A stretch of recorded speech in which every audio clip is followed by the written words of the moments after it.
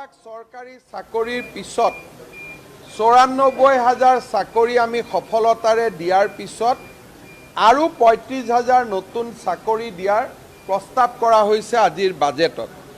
কিন্তু আৰু এটা সামাজিক ন্যায় দিশত গুৰুত্বপূৰ্ণ কোৱা হৈছে যে একেটা পৰিয়ালতে চৰকাৰী চাকৰি যাতে পুঞ্জীভূত নহয়, সেইকাৰণে এটাও চৰকাৰী চাকৰি নথকা পৰিয়ালৰ যুৱক যুৱতীক আমি চৰকাৰী চাকৰি নিযুক্তিৰ পৰীক্ষাত 5%ৰ বেনিফিট দিম। এই 5%ৰ বেনিফিট পোৱাৰ লগে লগে চৰকাৰী চাকৰি এটা পৰিয়ালত পুঞ্জীভূত হৈ থকাৰ পৰিৱৰ্তে ই চৰকাৰী চাকৰি নাথাকা পৰিয়াললৈ বৃদ্ধি হ'ব। ইয়াৰ বাবদ মই ১,০১০ কোটি টকা ব্যয় কৰাৰ কাৰণে প্ৰস্তাৱ ৰাখিছোঁ। ১ লাখ প্লাছ নিযুক্তি। অধ্যক্ষ মহোদয়, আমাৰ যুৱক যুৱতীসকলক ১ লাখ চৰকাৰী চাকৰি প্ৰদান কৰিম বুলি আমাৰ চৰকাৰে দৃঢ়তাৰে ঘোষণা কৰিছিল। আজি গৌৰৱেৰে জনাওঁ যে ২০২৪ বৰ্ষৰ জানুৱাৰী মাহলৈ আমি ৯৪,৫০৬ গৰাকী চাকৰি প্ৰত্যাশীক সফলতাৰে নিযুক্তি দিছোঁ। বিতং তথ্য অধ্যক্ষ মহোদয় মই সদনত দাখিল কৰিছোঁ আৰু বিভাগ ভিত্তিক বিৱৰণ ২০২২, ২৩ আৰু ২৪ ইয়াত দাখিল কৰা হৈছে।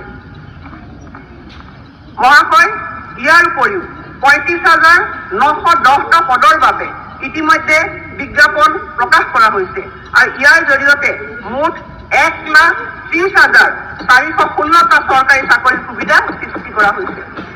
আপোনালোক সকলোৱে এই কথাত নিশ্চিত সহমত প্ৰকাশ কৰিব যে সম্ভৱপৰ কম সময়ৰ ভিতৰতে প্ৰথমবাৰৰ বাবে এনেকুৱা এক অভিলেখ পৰ্যায়ৰ নিযুক্তি প্ৰক্ৰিয়া সম্পন্ন হৈছে। এই নিযুক্তি প্ৰক্ৰিয়াৰ জৰিয়তে সৰ্বাধিক সংখ্যক পৰিয়ালক সামৰি লৈ আমি সামাজিক সমতা সম্ভৱ কৰিব বিচাৰিছোঁ। চৰকাৰী নিযুক্তিত সামাজিক সমতা। অধ্যক্ষ মহোদয়, আমি প্ৰায়ে লক্ষ্য কৰোঁ যে এটা পৰিয়ালত কেইবাজনো চৰকাৰী চাকৰিয়াল থকাৰ বিপৰীতে কিছুমান পৰিয়ালত এজনো চৰকাৰী চাকৰিয়াল নাই। যিমান সম্ভৱ অধিক পৰিয়ালত চৰকাৰী চাকৰিৰ উপস্থিতি নিশ্চিত কৰাৰ জৰিয়তে চৰকাৰী নিযুক্তিত সামাজিক সমতাৰ বাতাবৰণ সৃষ্টি কৰা হ'ব। আৰু এনে দৃষ্টিকোণ আগত ৰাখি মই ঘোষণা কৰিবলৈ পাই আনন্দিত হৈছোঁ যে এই নিযুক্তি প্ৰক্ৰিয়া অব্যাহত ৰখাৰ সময়ত আমাৰ চৰকাৰে সামাজিক সমতা প্ৰতিষ্ঠাৰ ওপৰত গুৰুত্ব আৰোপ কৰিব। আৰু সেয়েহে আমি যিসমূহ পৰিয়ালত চৰকাৰী বা ৰাজহুৱা খণ্ডত এজনো চাকৰিয়াল নাই, তেওঁলোকক সুবিধা দিয়াৰ অৰ্থে সিদ্ধান্ত লৈছোঁ যে তেনে প্ৰাৰ্থীয়ে মুঠ প্ৰাপ্ত নম্বৰৰ সৈতে ৫% অতিৰিক্ত নম্বৰ লাভ কৰিব। তৃতীয় আৰু চতুৰ্থ বৰ্গৰ সকলো পদৰ নিয়োগ প্ৰক্ৰিয়াত প্ৰাৰ্থী বাছনিৰ গুণগত মানৰ সৈতে আপোচ নকৰাকৈ এই ব্যৱস্থা কাৰ্যকৰী হ'ব। এই উদ্দেশ্যে আমি চলিত বছৰতে এখন নতুন বিধেয়ক উত্থাপন কৰিম। অধ্যক্ষ মহোদয়, এতিয়া ৭ নম্বৰ